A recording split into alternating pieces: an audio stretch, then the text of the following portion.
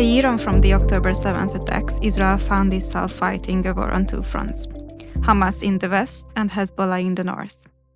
Many predicted that this would lead to chaos in the region and possibly a full-blown regional war with retaliatory strikes exchanged between Israel and Iran threatening to spill over. But now, with the announcement of the Israel-Hezbollah ceasefire brokered by the Biden White House, the question arises, will the ceasefire hold? What underlying reasons are for this conclusion? And how will Israel continue to steer its precarious situation as it enters the second year of the grident war of attrition? I'm Sáron Sugár, a researcher at the Danube Institute. In this edition of the Danube Info podcast, I will be speaking with Or Yissachar. Yissachar is a national security researcher and team lead in the Israel high-tech industry. He leads the Israel Defense and Security Forum Content Division and Research Department. His research focuses on Iran, the Palestinian front, and on Israel's security strategy. He was also one of the main organizers of the Danube Institute and IDSF joint conference in Jerusalem on September 9th of this year, titled The October Effect, Strategic Implication for Israel and Europe in the Middle East War. Or welcome, and thank you so much for joining us. It's good to be here. Thank you. My first question would be that for those who might not be familiar with the IDSF, could you give us an overview of its mission and how your work contributes to it? Absolutely. So the IDSF was founded 4 years ago by General Amir Avivi. He finished a long tenure at the IDF, serving in the Engineer Corps. And what he noticed is that the security landscape in Israel is a bit, has a monopoly, okay? There is a monotonous voice that speaks from expats of the military, Mossad, Shin Bet police, that is not very much reflective of what most Israelis believe. So him and some other general friends founded this forum. From 10 people, it grew to 300 to 1,000, and today almost more than 35,000 members. And the beauty of it, in my opinion, is that it is a group of high-up security generals, but we open it up to the public. So it's not just a closed elite club, it's also a grassroots movement. And our goal is really to instill the discourse of national security in Israel and ask a simple question. What does Israel need for generations to come to thrive and exist in prosperity and security? And national security is thought to be a mainstream issue in Israeli news and society, but you would be surprised just how much people are yearning for proper information, thought-through strategy that we often don't have in Israel. And our goal is to really be out there on the public sphere, or on the media, social media, and the education system with young people. This is really my favorite part, to be with these young people and in front of decision makers. Sat down with the Prime Minister, with different ministers, members of Knesset here in the European Parliament, different national parliaments, and I'm here in Budapest too to really speak about Israel's national security challenges. This is really our goal, to raise awareness to our security needs and the very complicated security landscape. Mm-hmm. You recently co-authored an IDSF article, a research paper titled The Turning Point in the North, Prospects for Israel and Hezbollah War. What role, in your view, Hezbollah plays within Iran's radical axis, and how does the weakening of the terror group, which came as a result of Israel's all-out campaign, which included the elimination of the vast majority of the terror group, but also including Secretary General Hassan Nasrallah, affect Iran regional ambitions, in your view? Right. So Hezbollah has always posed a significant threat to Israel's security.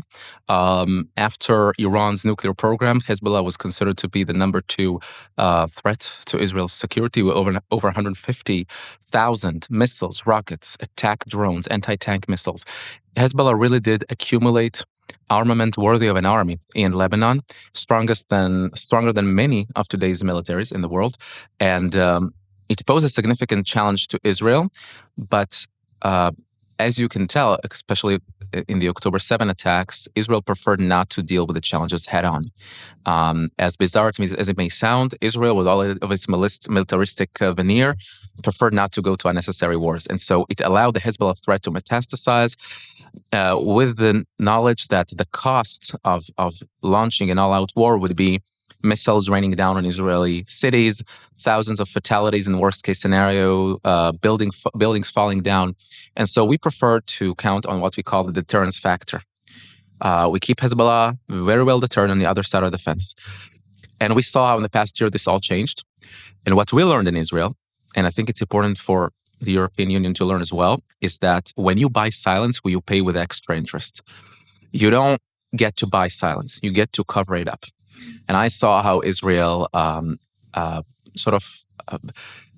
procrastinated the Hamas and Hezbollah threats. It preferred to suppress them and do what the National Security Council called deterrent factors, or the deterrent hits.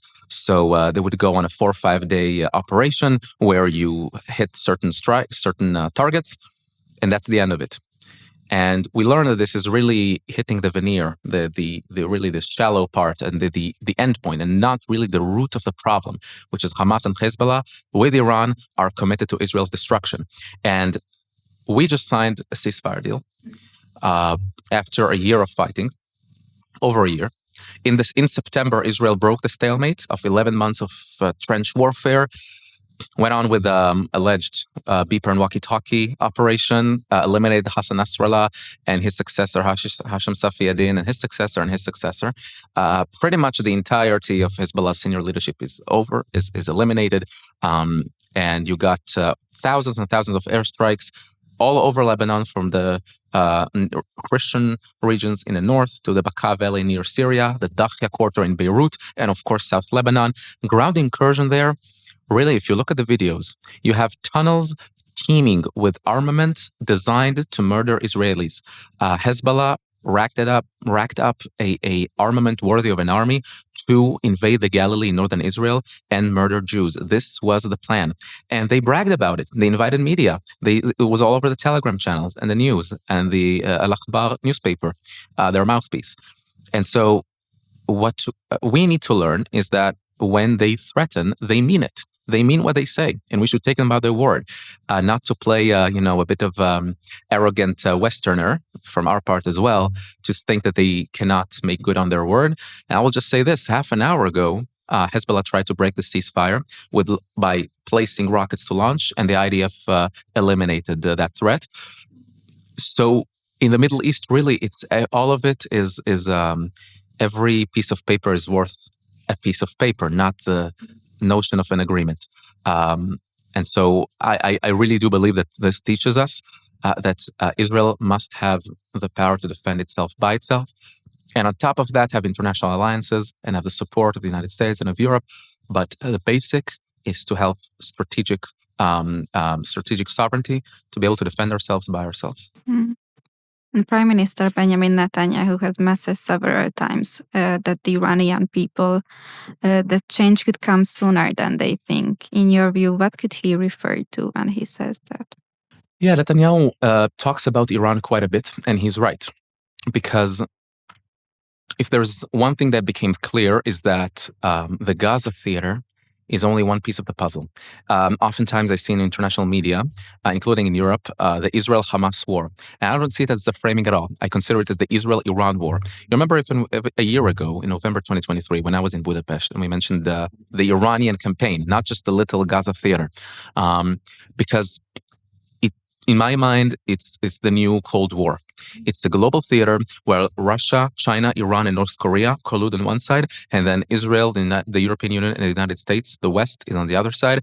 And somewhere in the middle, you got Israel and Ukraine on the front line of that theater. And the same Iranian drones hit Haifa in Israel, and they hit Kyiv in Ukraine. That's what they call the Kyiv-Tel Aviv axis, but with the same Iranian drones that supplied to Russia and supplied to Hezbollah. And you got North Korean troops fighting in Ukraine. You got Chinese soldiers maneuvering in Belarus for the first time in history on European soil. And you got Russia, China, and Iran in the Persian Gulf, making a military drill together. So this is an alliance. So what Netanyahu sees is not just a little Gaza theater or Lebanon theater. He sees the whole picture. And this is the proper way to look at it, because the Iranian people, as far as I'm concerned, are not my enemy. I myself, my grandparents grew up in Iranian Kurdistan. They moved from there to Iraq and on to Israel. And to me, I would love to have good relations with the Iranian people, much like Israel had proper relations with monarchical Iran before the 1979 Islamic Revolution.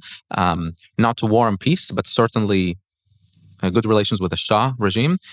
I don't think Netanyahu should seek regime change in Tehran. What he should seek is destroy the Iranian nuclear program and their missile program. And that's exactly what the West should demand, to stop with the sanctions and stop with the agreements like JCPOA from 2015. Dedicate 2 or 3 days from your time and destroy the entirety of Iran's nuclear facilities. This is easy. The technology exists. All you need is political willingness. And I think seeing the bigger picture, that Iran is really the head of the octopus, supplying arms and funding to Hezbollah, Hamas, Houthis in Yemen, Palestinians in Judea and Samaria, Syria and Iraq, of course, major swaths of land in the Middle East. And it's threatening not just Israel, it's threatening Saudi Arabia, the entirety of the Middle East, and Europe itself. We saw how Iranian attacks were foiled in Denmark, France, all over Europe. And this is really the challenge that the West is facing right now. And what are your predictions for the Israel-US relations under Trump's second term? I think Israel should be approaching it in a very smart approach that says, we're talking about the Israeli-American alliance. So we're not coming to President-elect Trump, with all due respect to us, with a wish list. This is what we want you to do. I don't think that's the right approach, because Trump got elected based on the American people's willingness to see change in the southern border, in the healthcare system, as it relates to crime, as it relates to the economy and inflation and prices in the store. And Israel would be probably priority number 15 in that list, maybe even lower than that. But Israel is the key for change in the Middle East. And I do think that while President Biden did give the proper framing in many cases, he didn't quite deliver. We saw him last week saying about the Israel-Lebanon war, Hezbollah started it. Israel has every right to defend itself. And I, Joe Biden, don't want to see Hamas in control over Gaza. That is new, because over the past year, we were told to have a two-state solution and not to have a ground invasion into Gaza. Maybe that's the result of the post-election period. But then the Trump people, I look at Mike Huckabee, Elise Stefanik, great Pete Hegseth, and Marco Rubio. These are people who have clear compass, in my opinion. They know how to frame the issue properly. And we need to see Iran as a common threat. Iran really is the weakest link in the Russia-China-Iran axis. You cannot go head up against Russia. It's not a good idea. But what you can do is to eliminate the Iranian threat and send a clear signal to Russia and China. And that's exactly what we should do with the US and with maybe the tacit cooperation of regional Arab countries. Mm. And as a follow-up question, what do you think that the Trump's presidency will mean for the Israel-Hamas conflict? And also, how will it affect the Israeli-Iranian conflict, in your view? Yeah, because I think Trump will mostly focus on Iran.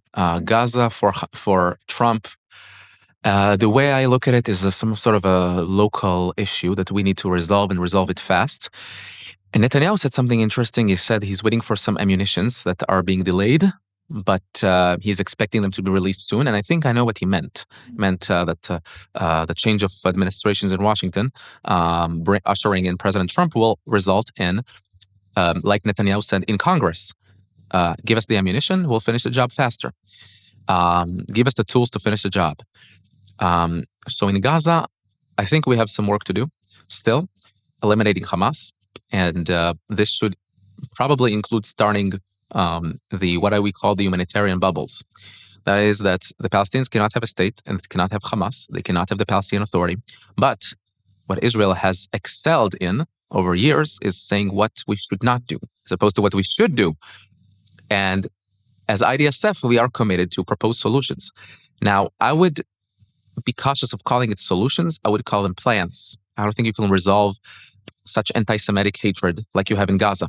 But we can have humanitarian plans to host Palestinians in temporary displaced cities, like you have in many disaster-inflicted areas in the world, Sri Lanka, Haiti, Indonesia, where the UN came and estimated the needs of the local population and establish 10 cities until final political solution. I think this is really what we should do in Gaza, and this would be a great way to get rid of Hamas and UNRWA's grip of humanitarian aid. But really, this has been quite a telling year, I would say, since October 7 of last year.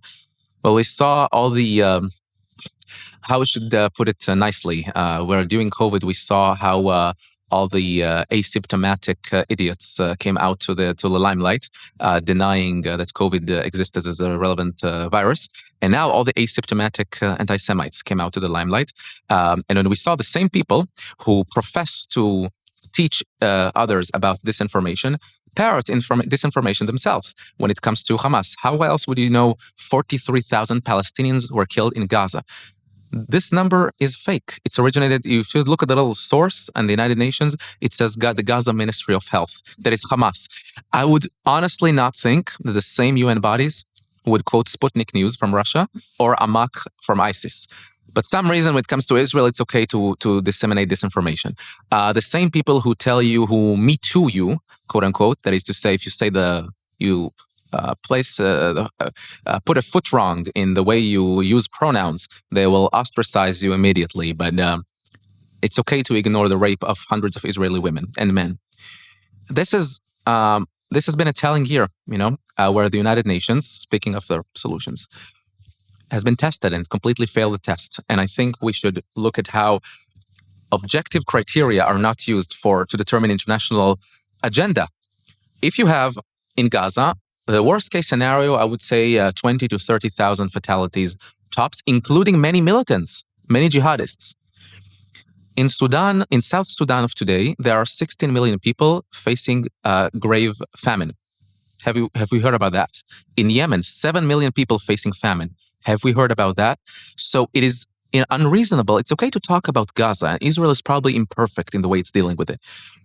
But to concentrate 100% of international attention on little Israel and Gaza and none on Yemen, South Sudan, Cameroon, China, Russia, even to the extent that it becomes ridiculous to the UN itself. It was designed to stop war criminals, real ones. And now it's sort of summoning the leaders of a democratic country, Netanyahu and Gallant, having the ICC arrest warrant. Even France now announced that, I'm assuming it was part of a ceasefire, France announcing that Netanyahu has immunity because it's not member to the Rome statutes, to the ICC. This is just very telling to see how the international community divides the attention. I suspect it's not based on objective criteria, like the number of fatalities, the number of the increased famine. It is based on the willingness to bash Israel, to delegitimize it, to ostracize it, and to gain points among the Arab world. As simple as that. The countries with larger Muslim minorities in Europe, in my opinion, are much more likely to be anti-Israeli than countries like Hungary. I think this is the main reason, by the way, that you guys are the most Israel-friendly country in Europe. It was very telling to see how pro-Israel demonstrations were all over Europe. The Minister of Defense and the Prime Minister and everyone being very clear-eyed about how Israel should defend itself. And the rest of Europe preferred to side with Iran and Hamas just to appease. This is very telling, and I just hope that this would go out on the best foot. So you mentioned UN and UNRWA, and despite international opposition, Israeli lawmakers voted overwhelmingly to approve 2 bills that ban UNRWA from operating in Israel, and also it severely restrict activities in Gaza and the West Bank due to certain staff members' direct ties to Hamas and other terrorist groups. Why was this a crucial step in your view, and what impact might it have on aid for the Palestinians in Gaza and the West Bank? Yeah, so look, first of all, we want aid to reach the Palestinians in Gaza and in Judea and Samaria. The question is, who will be delivering the aid? I would not trust Russia delivering aid to the Ukrainians. So I would not trust Hamas to delivering aid to the Palestinians in Gaza, nor in Judea and Samaria. UNRWA is a terrorist organization. I have no other word to describe it, because at least 400, it's quite misleading because we have strong testimony over 25 members of UNRWA who actively participated in the October 7 attacks. That I met mothers and fathers who said, my son was held by an UNRWA teacher in an attic in Gaza. And we have videos showing an UNRWA teacher identified by name murdering and kidnapping people from that bomb shelter in southern Israel. It's all very clear. And so UNRWA, we had a whole research about this organization in the IDSF research department. It's available online. You can just IDSF UNRWA and you'll find it. And it's quite telling because you have over 400 of the UNRWA employees are registered Hamas members from the military wing. Okay, 8,000 of them have one or two ways where they're connected to Hamas. So, and UNRWA takes aid from the IDF, from international organizations, delivers it to Gaza, and then Hamas conveniently takes control over the aid and delivers it to Gazans. You can imagine how much incites crime, gangs taking over the humanitarian aid, and so on. Even that, you still don't see real famine in Gaza. And that's okay that there's some media hysteria around all of this. It's great news. It's great headlines. But I know how to look at facts and data. I don't know how to look at hysteria. When you see over 1 million metric tons of humanitarian aid flowing into Gaza, let's just put it this way. Every Gazan, according to these numbers, gets over 3,400 calories of food per day. If any one of you had a fitness menu in your life, you know that it's a lot. So there is no starvation in Gaza. The situation is difficult, for sure. I would not be sitting in those tents instead of them. There is a very simple solution for that. Do not launch the deadliest massacres against Jewish people since the Holocaust. If you do that, what did you expect? What do you expect Israel to do? Nothing? So we are committed to destroy Hamas altogether. Many of Hamas supporters in Gaza actively collude. So you got 2 million Palestinians, of which at least half support Hamas until today. And I do think that this is a chance to get rid of UNRWA and to replace it with a proper IDF mechanism or Israeli-run mechanism with international organizations, World Food Program, USAID, World Central Kitchen, what have you. They excel. The international community donated over $2 billion to Gaza over the past year. So there is a lot of money, there's a lot of aid, and there's no problem to deliver it.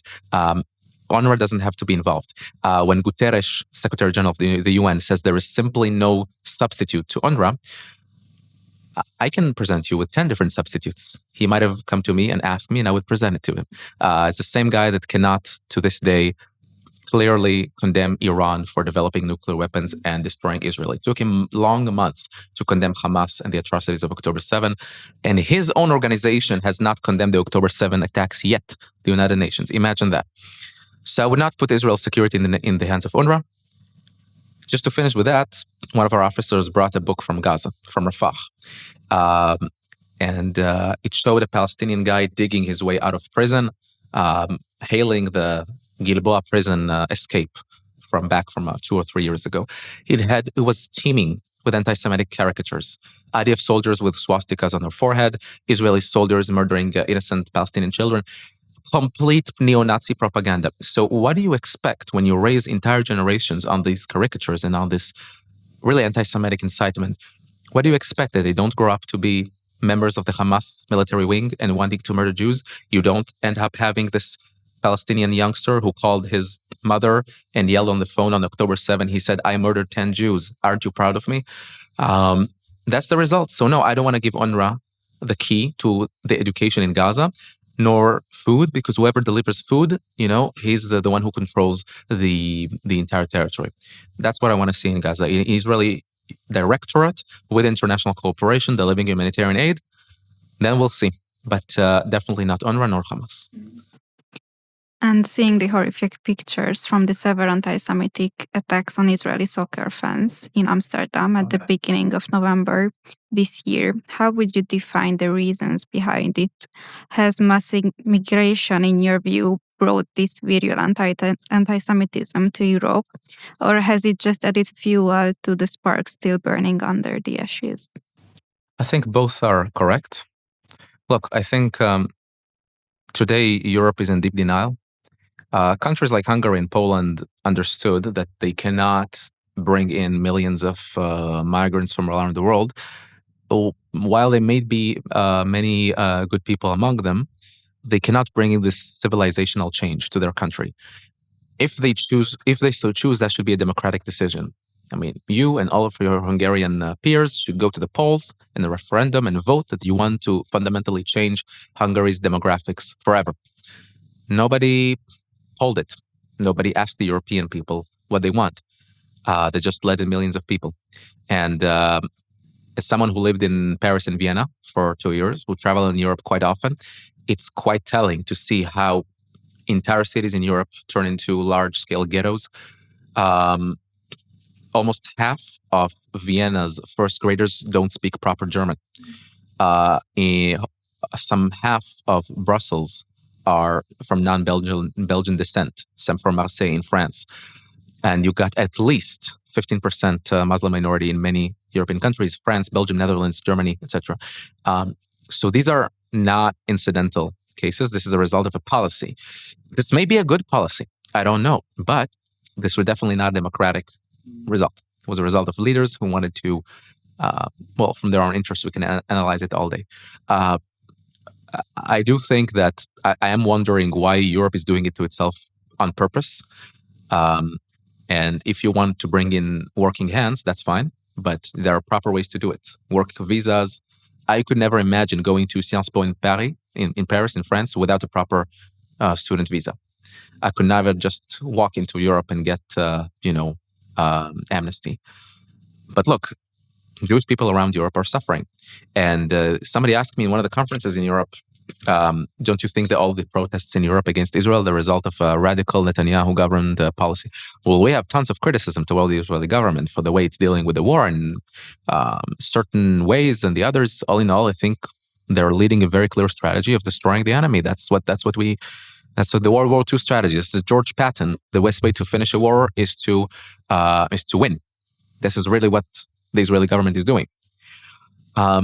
But I don't think that the protests in Europe are a result of a policy. What I hear is not the Israeli government is wrong on 1, 2, 3. They say gas the Jews.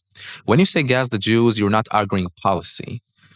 So when you have Jewish people with kippas not being able to walk down the street, and the Berlin police commissioner telling them to avoid going to certain areas because they look too Jewish, so that's very telling. So in my opinion, it's not a result of Israeli policy, and let's maybe put it in perspective. Are Algerian migrants in trouble and being shamed for the policies of their government? Much worse than Israel's.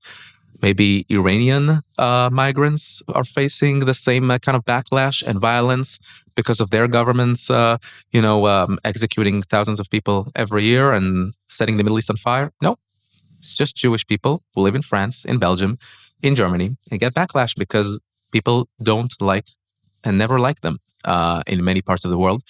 And I do think Europe is in deep, deep denial. It's not acting at all. I'm not saying it's not acting fast enough. It's not acting at all. If European leaders deliberately choose to fundamentally change their nature of the country, that's their decision. But I don't think the people want that. That's why we're seeing this reaction of deep political shift in Europe. That's also deeply affecting, yes, their government's policies toward Israel. I would imagine President Macron, one of his considerations is not just pursuing what he perceives to be the truth. When he says both Israel and Hezbollah need to come back to their senses. Quite interesting comparison between a democratic ally and a terror group. When he says that, he also directs it to the ears of minorities in his own country to appease them and not to have to deal with it in the coming future. That's the result. Yeah. And as a last question, you mentioned this, but the International Criminal Court issued an arrest warrant recently for Israeli Prime Minister Benjamin Netanyahu for alleged war crimes and crimes against humanity. Hungarian Prime Minister Viktor Orbán condemned the decision, unlike many other European leaders, stating that Netanyahu will not be arrested if he visits Hungary. How do you evaluate Hungary's strong support for Israel? Where should I begin? Hungary is, I think, the strongest supporter of Israel in the world. It is quite remarkable to see immediately after October 7th Israeli flags flown all over Budapest, and having a major pro-Israel demonstration, including the Jewish community and the main rabbi and the Israeli ambassador. And we also saw it in the Danube Institute, where we are coming here for conferences, and you guys come over to Jerusalem for conferences. And I just wish more countries in Europe looked like Hungary, because the same moral clarity is not very evident. There is a reason why the Council approved a EU26 resolution when Hungary was so fiercely frustrated, rightly so, by the other 26's behavior.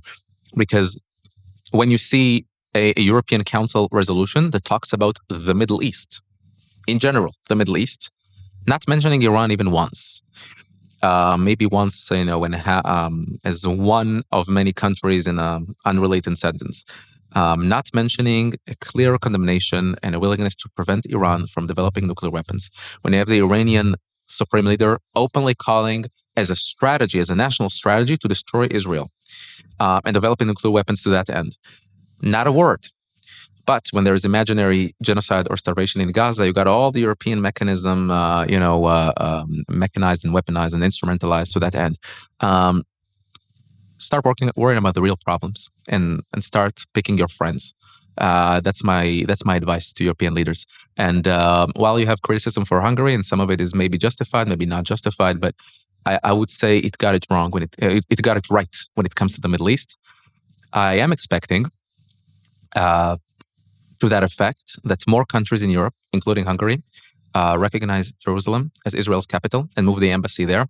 I remind you that earlier this year, we keep forgetting because there are so many events happening every single day in the endless cycle of news, that 4 European countries, of which 3 are members of the European Union, recognize the Palestinian state. Now, I studied European Union studies in Sciences Po, as imperfect as it may sound, but it was very interesting. And one of the clear foreign policy principles of the European Union is that foreign policy decisions are received by consensus. Okay, there has to be a consensus resolution on foreign policy in the EU level. Somehow, when it comes to Israel, on the one side only, this consensus is broken. And so I suggest to Hungary, Poland, and other countries in Europe, break the consensus as well, but to the other side, recognize Jerusalem and move the embassy. I think that's the right thing to do. Yes, it's a good way to end. Or thank you so much for joining the Danube Info podcast. Thank you very much. It's great to be here.